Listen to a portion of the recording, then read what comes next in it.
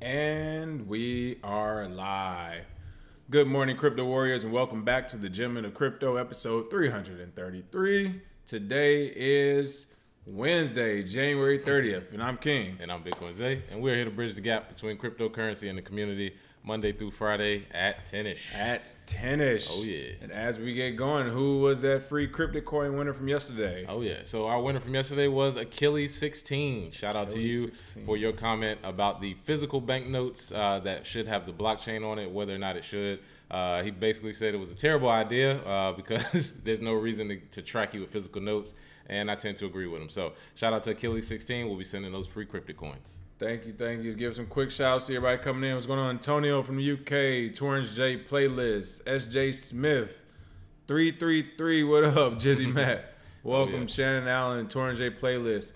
And for all those who are up in the Midwest, please stay warm up there. We know it's crazy. Stay inside, please. Stay inside. And the crazy thing, I hear it's going to be 50 degrees this weekend. So it's literally one of those freezing cold and kind of warm. So that's pneumonia weather, people. Man. All right, the stories we'll be covering today. We'll be talking about the world's largest gun action site that said they want in on the stablecoin game as well. Fidelity finally set a date, or they have a tentative date for their launch for the Bitcoin custody service.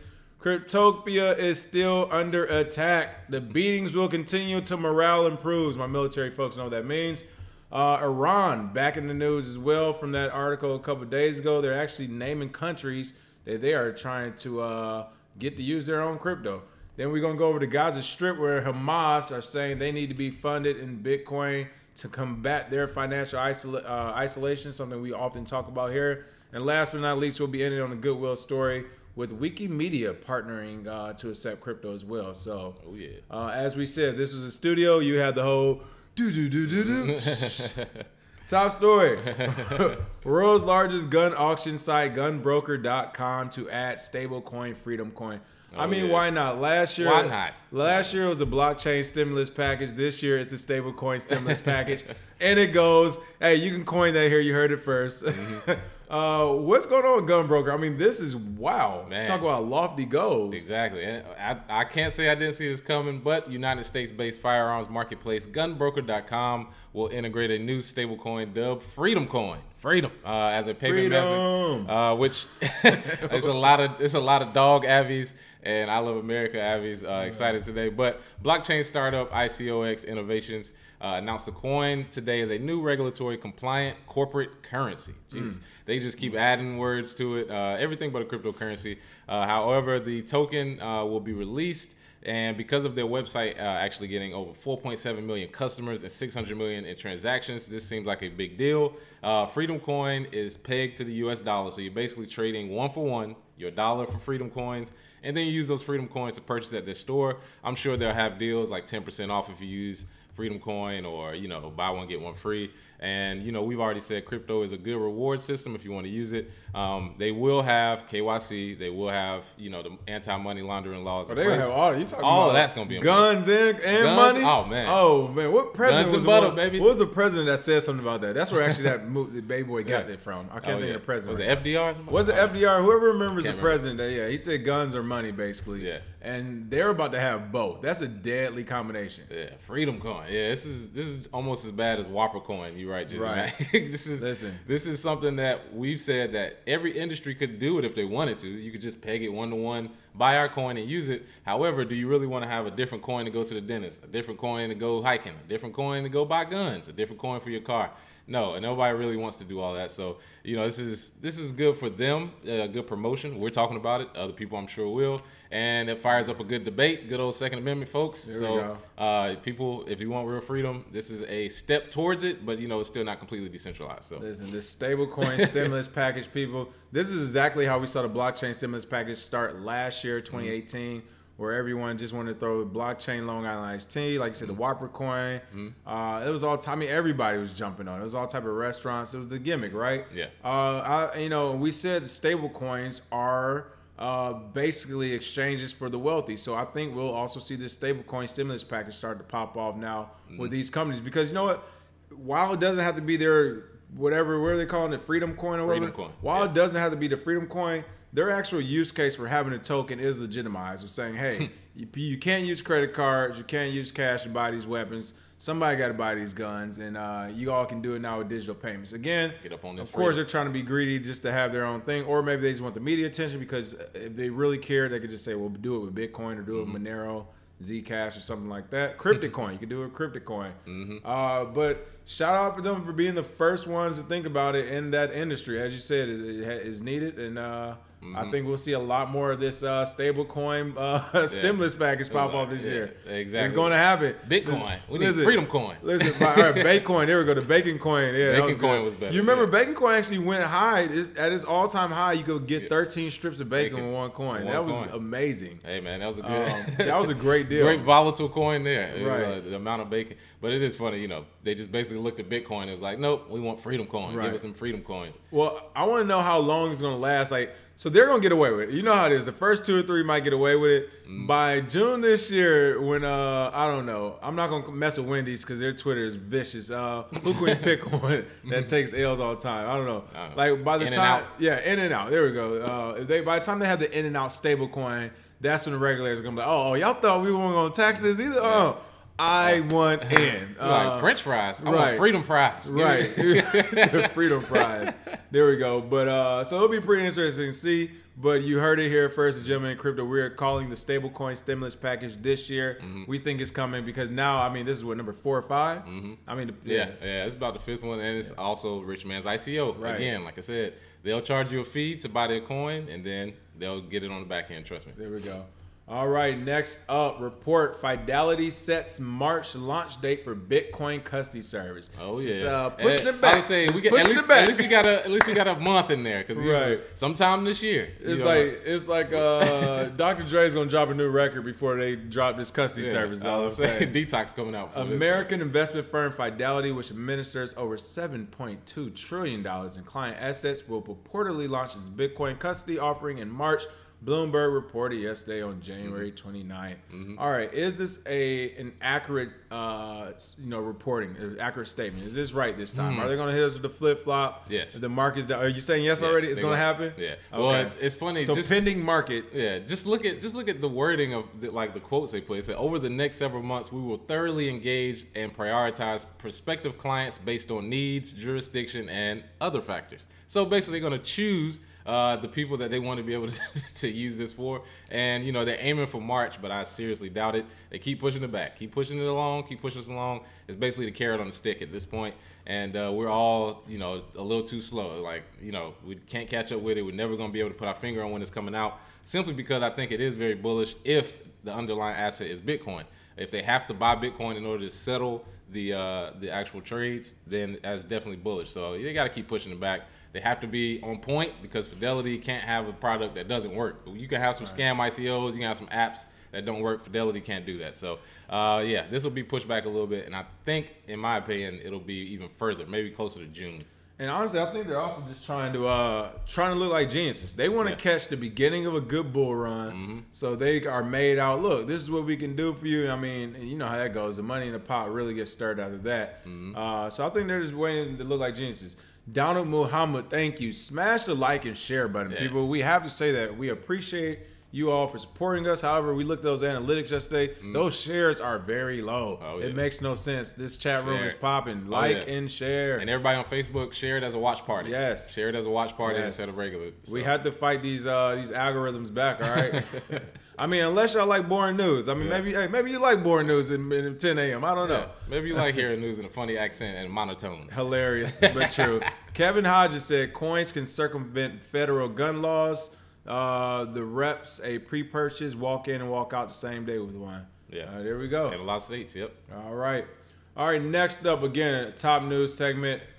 New Zealand Cryptopia. We talked about Cryptopia in depth. If you missed the video, literally go back about 2 or 3 days now when they were just hacked. But it looks like the hack is continuing. This is crazy. It's 2 weeks after it's first reported a hack. New Zealand-based crypto exchange Cryptopia is still compromised by cyber criminals, according to a blog post from blockchain infrastructure firm Elementus on January 29th. One of the things we told people about hacking is that they just live in that system and they'll wait around to hack you. Like 2 weeks wasn't that long, but then again, we don't know how long they waited around their system to begin with. But some hackers will wait a year, 2 years, 6 months, 3 months, however long it takes to really say, okay, now it's time to get the squeeze because they don't want to expose themselves. Yeah. And I mean, we talked about 2 different hacker groups that are doing most of the hacking, Alpha and Beta. Alpha is a little bit more patient. Beta, they literally needed the money, so they're like, hey, if we hack it, we taking it. This looks like a beta. Hey, 2 weeks later, you haven't fixed this. You haven't fixed this again? Oh, man, all right. We just need a you like learn the hard way. My yacht ran out of gas. Let's rehack Cryptopia, because I mean, once you get in a couple times, it's not that hard to get back in there unless they redo their whole security, which they haven't given them a chance to breathe. So they basically are just rehacking them and taking more Ethereum. Man, this looks bad for Cryptopia, which sucks because they actually had a good thing going. So, yeah, this hack is ongoing, and we can't put our finger on the number because they keep every week. There's more. It was 3 million. It was 16 Who knows million. how this is going? Now it's another 140,000. It sounds like it's time to close up shop. Yeah, I mean, or either that, or as you said, if some company all of a sudden comes in, like, oh yeah, we'll buy you for $1 million. It's like, oh, we know who did the hack. Yeah, exactly. We know who did it. Just like Marlo. But what's pretty funny, well, I won't say funny, it's messed up because, I mean, people are losing money, but what's very interesting, at least, is that the hackers came back in to catch the bounce play. Yeah. So they actually know about crypto. I mean, this is, hey, we're about to put on our investigator hat over here. Oh, yeah. Clearly, they're traders as well. So, honestly, that does minimize the amount of people in the world to probably like 5,000 to 10,000 people on the entire planet. True. Who's out here trading crypto in the bear market. So they know about the market and they're hacking people. Oh wow, this is yeah. And some of those coins they hack, you can only sell them on Cryptopia, so they needed the value to go back up. There's no point in hacking a coin if you can't sell it anywhere. So honestly, it could just be a disgruntled person, a disgruntled user. Yeah, I mean that's usually, how. Oh, y'all don't want to get back on these emails. All right, exactly. That's exactly how it usually happens. Take down the fort. But yeah, if you haven't got the message after our first video, you need to get off Cryptopia. This is not the airplane where the next day, it's the safest time to fly. No, it's still not safe to fly over there. It's dangerous. Not at all. It's dangerous travels that way. Yeah, it's like flying Spirit with the door open. Oh my goodness. Local media, Iran reportedly, that's hilarious. Iran reportedly in talks with 8 countries to use crypto transactions. Again, we kind of covered this story on Monday already, but one thing we didn't mention, because it didn't really come out at the time, was that Iran is actually negotiating with 8 countries to carry out their financial transactions of cryptocurrency. Now, some of these countries I highly doubt will do business with them. A couple I can see being on the fence, but a lot of them are part of the European Union. Of course, they want to pee off our government, United States. So I don't see it happening, but just for the headline itself, it's a smart play by Iran because they actually listed a lot of our partners. But according to the article, looks like they entered negotiation with Switzerland, South Africa. I don't see South Africa doing it. France, don't see France doing it. The United Kingdom, definitely not going to do it. Hell no. Russia, all right, we got some movement. Austria, they're on the line. Germany, possible, and Bosnia, again, that's on the line as well. So that's 50-50 for the list they have up there. But it's pretty interesting. What will happen if some of these countries, let's say 4 of these countries or even 2 of these countries say, you know what, we respect what you're doing. Let's say Russia, the U.S. is trying to sanction us too. Your crypto is good here. Yeah. I mean, it'll basically be what we've said. When these big people from the countries go to Davos or go to these big conferences, they argue the whole time because certain countries have different stuff they want to do. Other countries have different goals they want to achieve. And like you said, most of these countries may not agree, but all you need is a few. If they say, yeah, we'll accept your state-backed real that you want to send to us, and forget SWIFT. We don't need SWIFT. Forget U.S. sanctions. We don't need it. To me, that is an act of war. Because of just the history of the U.S., if you deny the Federal Reserve, here we come. You're going to take this money. Oh, you're going to take this money. Yeah, it's an offer you can't refuse. That barbershop. We've been doing... Calvin, take the money, Calvin. Where you running to? This is your money. We made a deal. We were basically having Godfather politics for the entirety of our history. Right. It's an offer you can't refuse. Either take the money or we're going to take it anyway. So, I think Iran will try, but... I can't say that I think this is going to succeed. However, if they had an actual cryptocurrency, then they could just be decentralized to do it. But it has to be state-backed. They got to keep it, on the up and up with the oil they have in reserves. So Iran has to do what they have to do. Oil. Who said something about oil? You cooking? So one of the funny things, I won't say funny, I'm laughing at the jokes still. I keep saying that. One of the things they point out in this article was what happened with Hawaii's top executive when they were arrested in Canada. They actually skirted a lot of the radar because, you know, some people don't really pay attention to some of the Asian companies, but for Hawaii, you know, they're making the cell phone, electronics, all that big stuff. They violated U.S. imposed sanctions in Iran. Now get it, a citizen from another country did business with Iran, and when they came through Canada, the United States requested they be arrested, which they were arrested. Then the United States prosecutors had charged this top executive with violating Iran sanctions. Man. I mean, if that isn't gang behavior, I don't know what is. Yeah, like, exactly. Don't come through here. Didn't I tell you? Didn't I say no? Nobody talk to them. Nobody talking to them. Don't talk to them. So for those who kind of wonder, you know, skirting around, that is what you're facing. I mean, they're literally criminalized. And again, I'm not saying skirt around sanctions because, you know, it's bigger issues, but just in general, it's the question goes back. It's a slippery slope. How can you tell a person they can't do business with these people? How can you tell a person these people aren't allowed to have money? You literally keeping your foot on, you know, different parts of the world's throats in different industries. I mean, we're seeing that in the crypto industry. Just a couple days ago, you're talking about the New York Bit license, how they have their foot on everyone's throat. They've only given out 20 of them. 20 you really think out of the state of New York, only 20 businesses have applied for a license? I mean, come on. Nobody it's ridiculous, but this is what's happening right in front of us. Man. These are the facts of the matter. Man, this is the world we live in. This is the world. It's a crazy world we live in. Speaking of crazy world, Gaza's ruling group Hamas seeks funding in Bitcoin to combat financial isolation, something we just talked about. Wow. This is big news. Right. This is going on. Yeah, this is huge news. The militant arm of Hamas, the de facto ruling authority of the Gaza Strip in Palestine.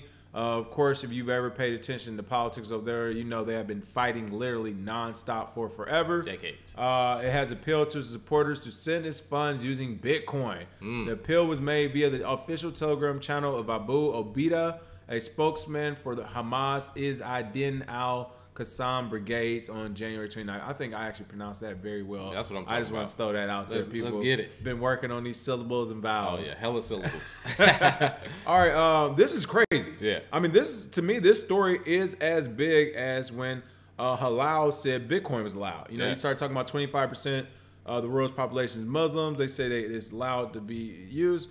I mean, this is it. This is prime time right here. Oh, yeah. And I mean, Hamas has been recognized as a terrorist group to pretty much every country. This is the terrorist thing we've been waiting on. Yeah. And I mean, the biggest thing I've seen with this is how you shape up world politics and cryptocurrency, because we talk about it a lot, but we keep telling you Bitcoin is going to be at the very front of whatever comes with World War III or the digital world or whatever comes in the future, because if you have the ability to accept Bitcoin, no matter what you believe in, even if you are killing people every day, people are sending you donations. You can't stop it. Right. And if people start accepting money for guns and money for you real can get estate, that freedom coin. And freedom coins. Now you can buy weapons with it. Exactly. So, you know, it's going to be at the forefront. That's why you need to pay attention now. And we've seen what's happened with the Gaza Strip and with Hamas. Whatever your political or religious leanings are, as far as the crypto world, this is huge because it brings attention to Bitcoin. We've seen enough FUD about how bad it is, but at the end of the day, it's doing its job. Anybody can accept Bitcoin. This just goes to show you, if you have any organization,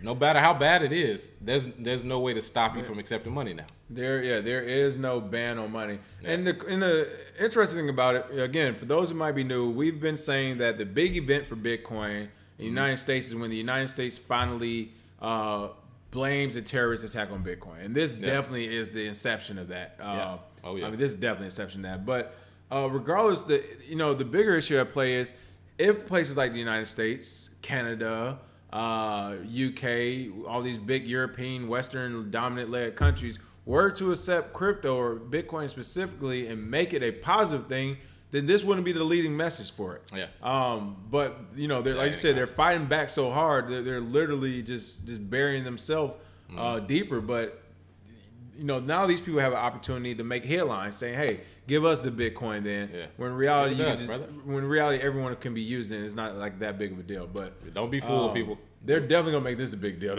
Of course, you already know this is about to be top story whenever somebody brings up Bitcoin. Right. So this is going to get the funding to the Department of Defense. See, we told you they're going to try to use it for terrorist activities. We told you. Now we can establish all these task forces. I mean, at the bottom they're talking about how recently the U.S. House of Representatives passed a bill last September that would establish a crypto task force to combat terrorist use of cryptocurrencies.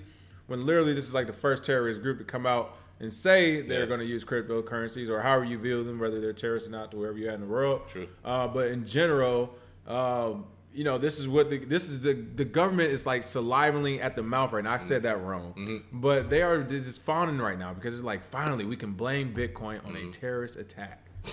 Oh yeah, you know it. Look out for it. But to end today on some good news, Wikimedia Foundation partners with payments provider BitPay to accept Bitcoin and Bitcoin Cash donations. Oh, yeah. There we go. There we go. Wikipedia. Oh yeah. I'm tired of seeing them donate $3 in the article. Yeah, I know, right? Please donate $3 to keep this website up. Right. And interesting enough, there's a guy who just had an interview. He's written over 33% of Wikipedia's entire website. I think it's like something like 35,000 articles. And they interviewed him, and he was just basically saying his love of writing. He did it all for free. So it looks like Wikipedia will now be able to accept Bitcoin and Bitcoin Cash as donations. We've always said that Wikipedia is a great source of information. WikiLeaks ran into some trouble when they started accepting Bitcoin before, but Wikipedia itself, they are a nonprofit that has accepted money for a while, free information on the web. I don't know where I would be without Wikipedia because when it came out when I was thinking in high school. When they told us it wasn't a real source. When they said Wikipedia. By the time I got to college, it was like, hold. It was like, well, it's kind of, they updated so fast. It's kind of a real source. And you know what Wikipedia sounds like? Remember when Wikipedia first started? Everybody kept saying anybody can post there, so it could be fake. That is true. So Wikipedia is not a good source. Wow. Remember when Bitcoin first started? It was like, well, anybody can join it, so it's not a real currency. And now you can't live without Wikipedia. And I'm pretty sure that's how Bitcoin and cryptocurrency is going to end up. It always starts out with people saying, oh, well, you don't need it. It's not real. I'm not a part of it. Who's making all that noise down there? It's most of the time, it's people who perceive themselves as smart don't want to be the one that missed the boat. Like, they're embarrassed. Like, how did I not know about this? Hey, man, you can miss some stuff. Everybody, you're not all knowing. Yeah, you're not omniscient. But Wikipedia, thank goodness, they can accept Bitcoin, Bitcoin Cash, and can't wait to donate to them. So, good old Wikimedia. There we go, Wikimedia. Shout out to you. For the free cryptic coin, what are we doing today? Oh, yeah. So, for the free cryptic coin, Wikimedia, as we just stated, is accepting Bitcoin. What other organizations do you want to see? Post them. Let us know if it's Wikipedia, if it's a nonprofit. Keep it to nonprofits. What other organizations to accept crypto? Yep, to accept Bitcoin and BitPay. If it's your favorite charity, post it there. Maybe able to get them the paperwork, the 501c3s through BitPay. So post it there, put your cryptic address, and we'll send those free coins to you. All right. So looking at some of the comments going back, CryptoQ said he has the miner up. Oh, nice. You got to tell us how his the honey miner. Yeah, the honey miner. Mm-hmm. Yep. Okay, nice. I saw a funny one too. You said you thought. He also said they thought they got Bittrex last night. Man, who knows? Yeah, I'm not went sure. Down for a second. Yeah. Yeah, Bittrex is.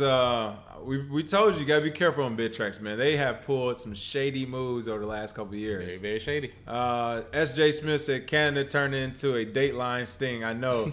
That's hilarious. It's like you randomly going through a country and then it's like, oh, you don't know who we friends with over here? Come this way. Yeah, come on this way. What's going on, Cheryl Beloved, Tasha J. Antonio says, speaking of Wikipedia, check out Everpedia too. It's blockchain-based wiki. Nice. There we go. True. That way, if you ever have an embarrassing moment, it literally stays with you forever. On that note, folks, make sure you smash that like and share button. We appreciate all the support, and we will see you all tomorrow on Thursday. Have a happy hump day. Hump day. Cheers. Cheers.